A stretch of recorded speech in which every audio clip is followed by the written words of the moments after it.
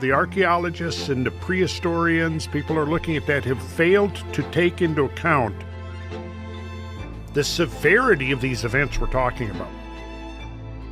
You don't realize the extent of the total remodeling of this planetary surface that took place.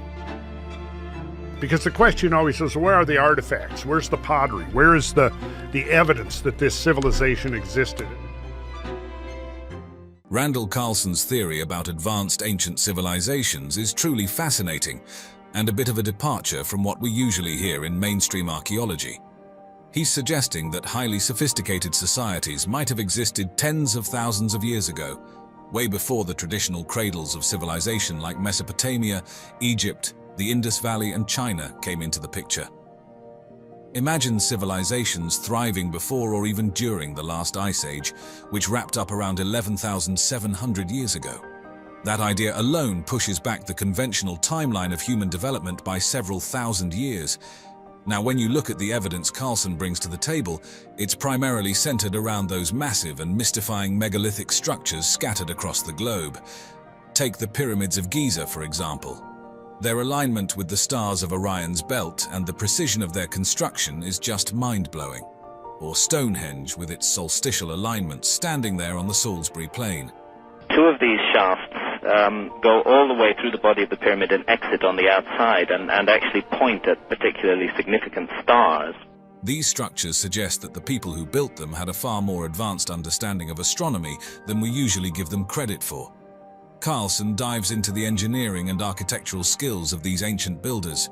He talks about how they constructed these massive stone structures, some involving stones weighing several tons. Just think about the logistics of transporting and precisely placing these enormous stones over great distances. It indicates a level of engineering know-how and physical physics that seems way ahead of their time. Now moving on.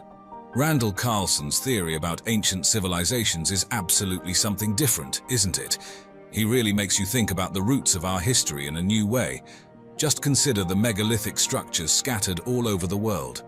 When you account for the rise of sea level and the isostatic subsidence of the sea floor, it's not at all implausible that you had a large island complex in the mid-Atlantic Ocean. Carlson sees these as evidence of advanced prehistoric civilizations.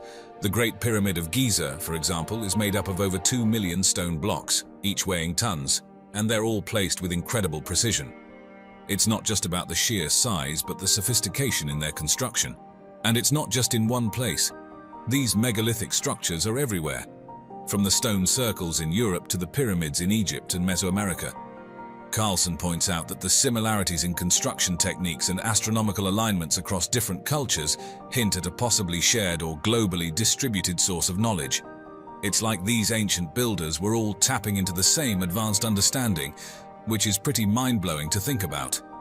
Now, where it gets even more intriguing, is how Carlson links the disappearance of this advanced knowledge to catastrophic events.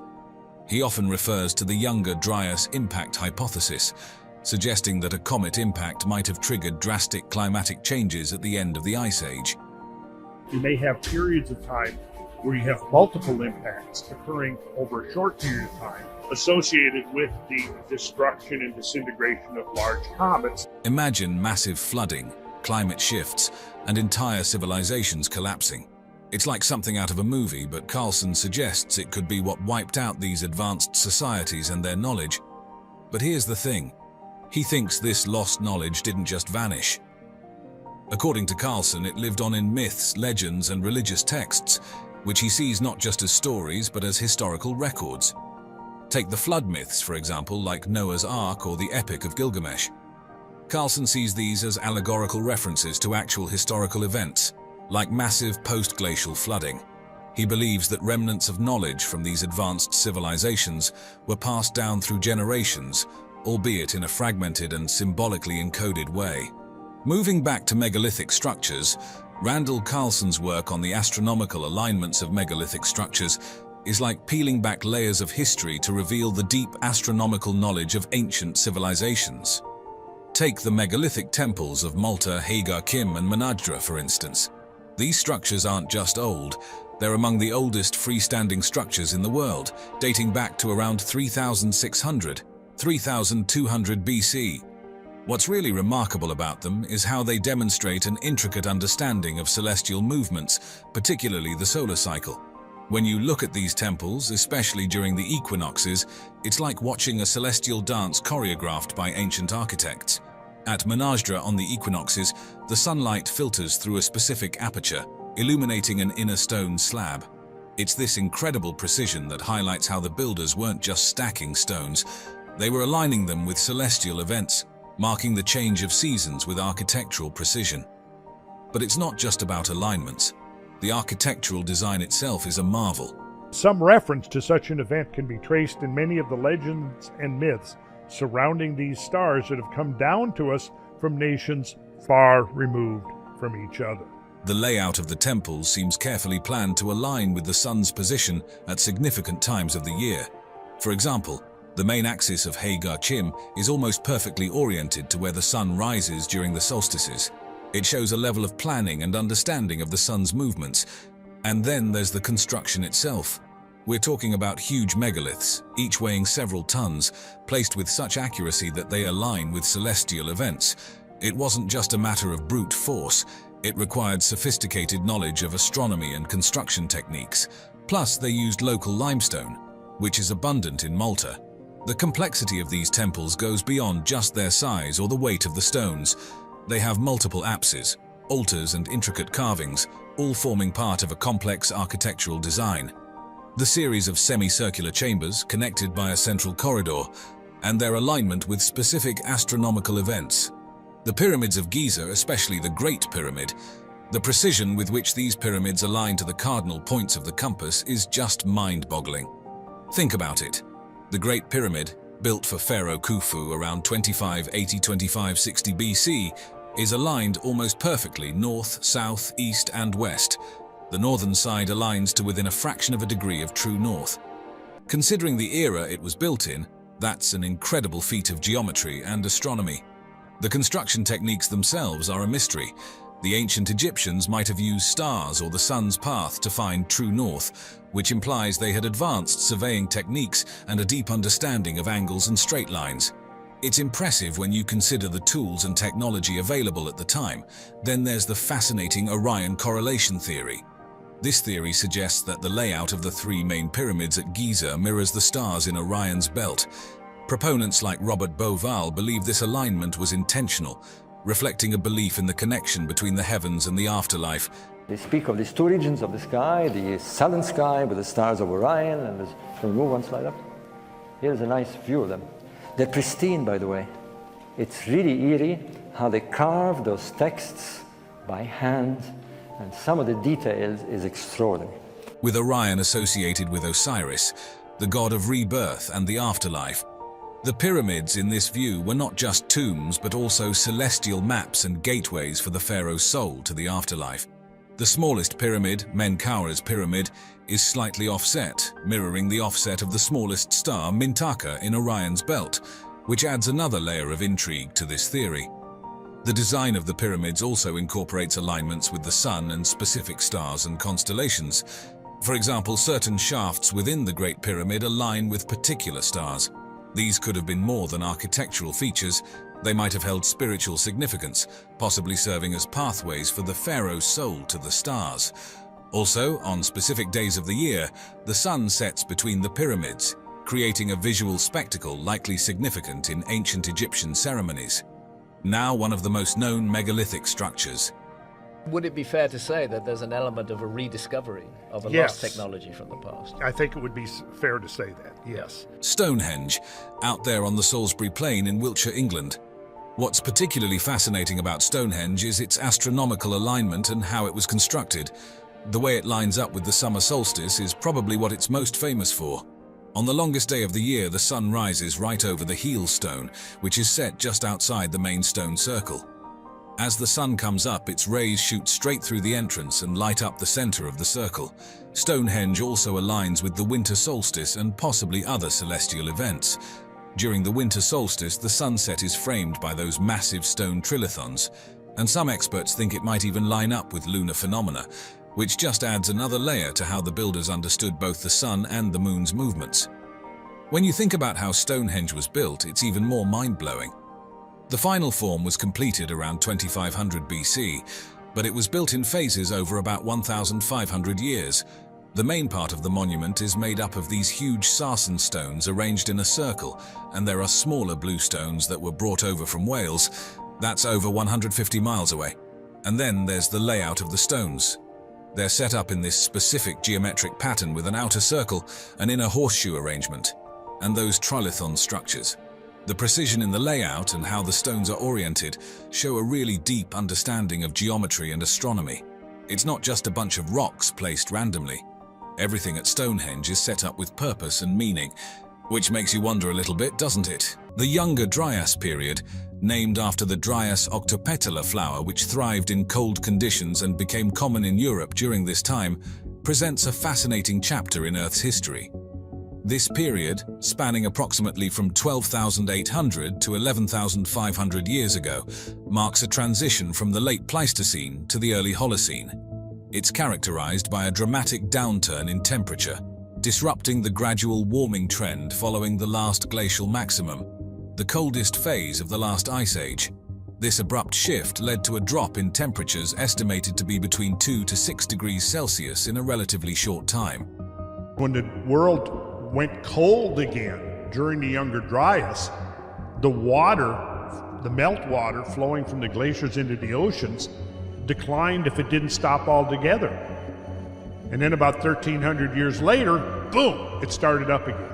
And that gave us meltwater pulse 1b. The effects of the Younger Dryas were not just confined to the North Atlantic region, but were felt globally, with evidence of climatic changes found in Asia, South America, and even the Southern Hemisphere.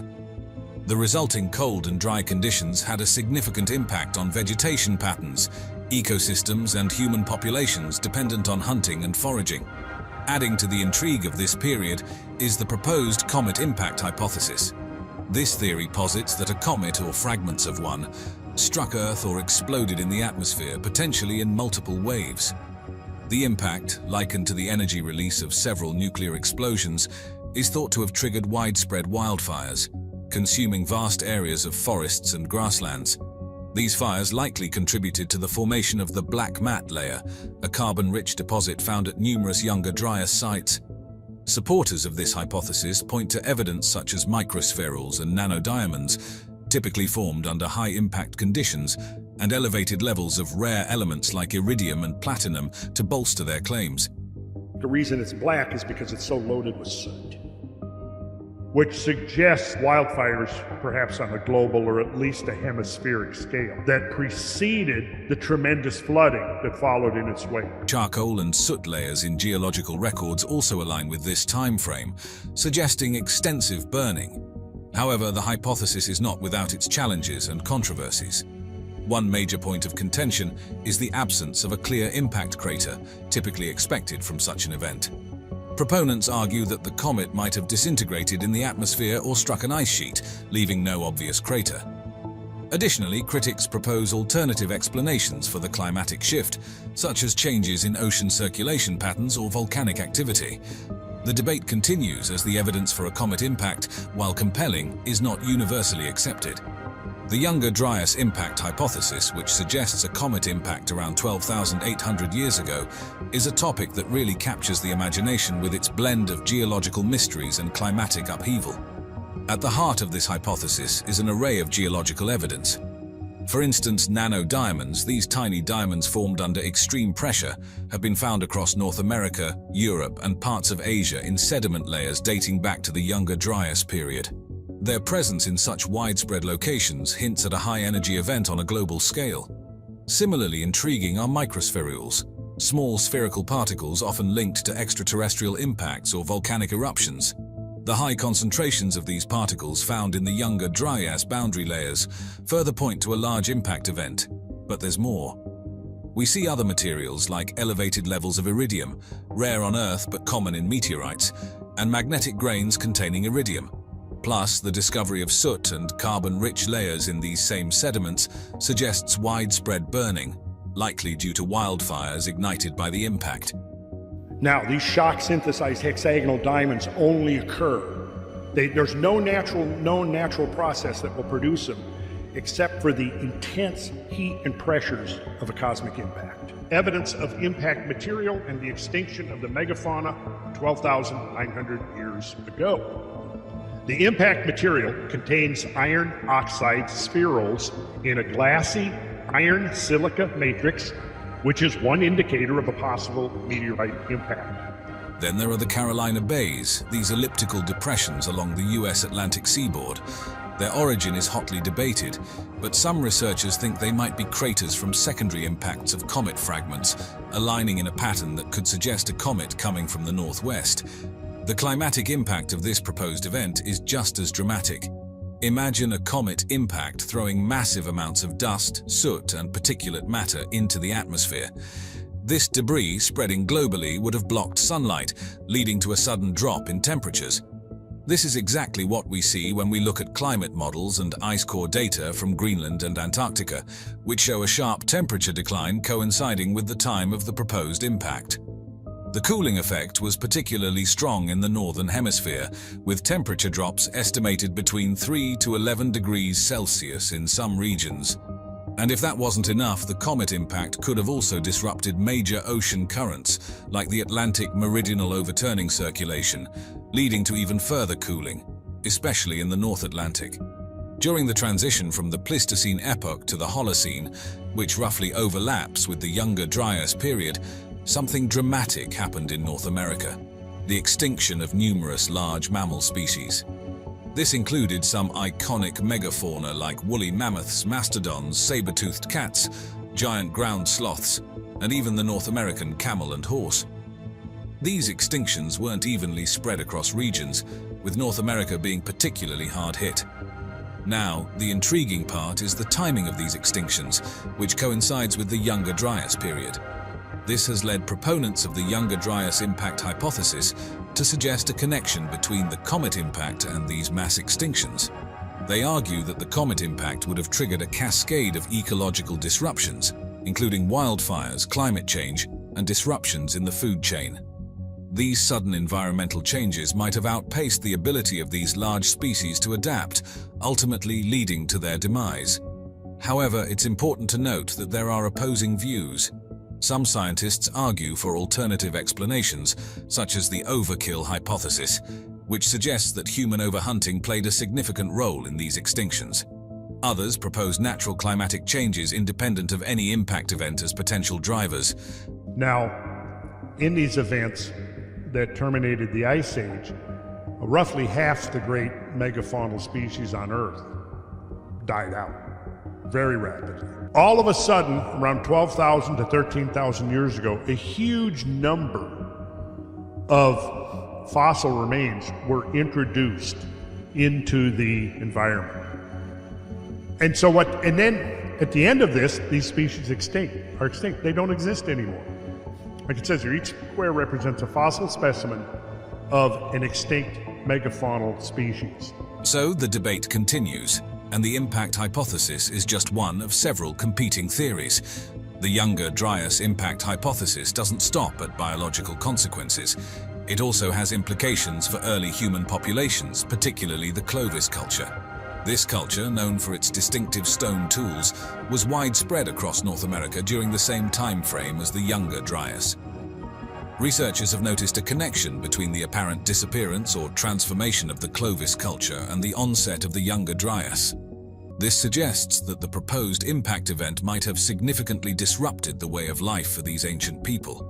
The rapid shift to colder, drier conditions during the Younger Dryas would have undoubtedly affected the availability of food and resources for these hunter-gatherer populations. The changes in megafauna populations, which were a crucial resource for Clovis people, would have compounded these challenges. Archaeological evidence supports this idea of adaptation.